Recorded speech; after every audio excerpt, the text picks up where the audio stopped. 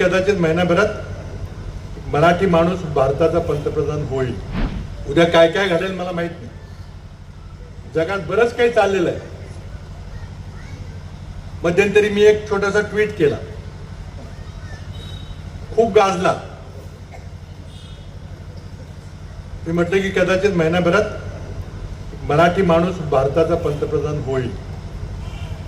करारला बोललो मी. अनेकांचे फोन आले, विचारले याचा अर्थ काय, कसं काय. कोण म्हटलं की तुम्ही होणार का, कारण कोणाला त्याची पार्श्वभूमी माहीत नव्हती.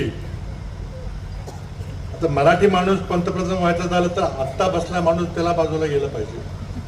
म्हणून आधी मी अधोरेखित केलं की नाव न घेता बहुतेक बदल घडण्याची शक्यता मला दिसते. आणि जर बदल घडला तर काँग्रेसचा काही पंतप्रधान होणार नाही, कारण आमच्याकडे बहुमत नाही.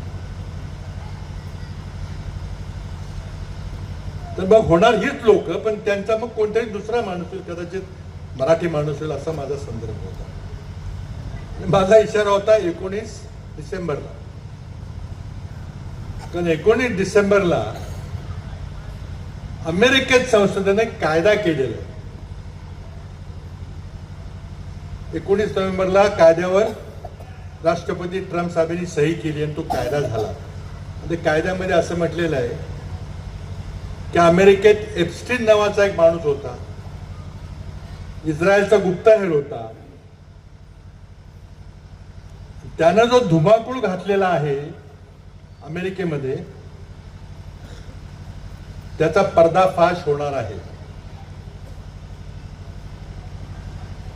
तो आपल्या विविध प्रासादामध्ये, मोठ्या मोठ्या हिमल्यामध्ये, बंगल्यामध्ये सगळे कॅमेरे ठेवून, व्हिडिओ करून सगळ्या बड्या बड्या मोठ्या लोकांची छायाचित्रण केलेली आहे. ती सगळी छायाचित्रणं, ते सगळे फोटोग्राफ अमेरिकन संसद कायदा करून एका महिन्याच्या आत म्हणजे 19 डिसेंबरला जाहीर करणार आहेत. यात कोणाकोणाचे नाव आहेत, सोशल मीडियावर काही नावं चालू आहेत का नाही मला माहित नाही, पण आजच 75,000 फोटोग्राफ पब्लिश झालेले आहेत. 20,000 ईमेल्स तर प्रकट झालेले आहेत. आणि त्यामध्ये अमेरिकन संसदेने सांगितले की हा डाउनलोडेबल डेटा पाहिजे, हा सर्च करता आला पाहिजे. निवडणूक आयोग ज्याप्रमाणे मतदार याद्या कम्प्युटरवर आपल्याला तपास. महाराष्ट्रातील सर्व बातम्यांचे विश्वासार्ह व्यासपीठ. सकाळच्या सर्व सोशल मीडिया प्लॅटफॉर्मला लाईक, फॉलो आणि सबस्क्राईब करा. तसंच सर्व नोटिफिकेशनसाठी बेल आयकॉन प्रेस करायला विसरू नका.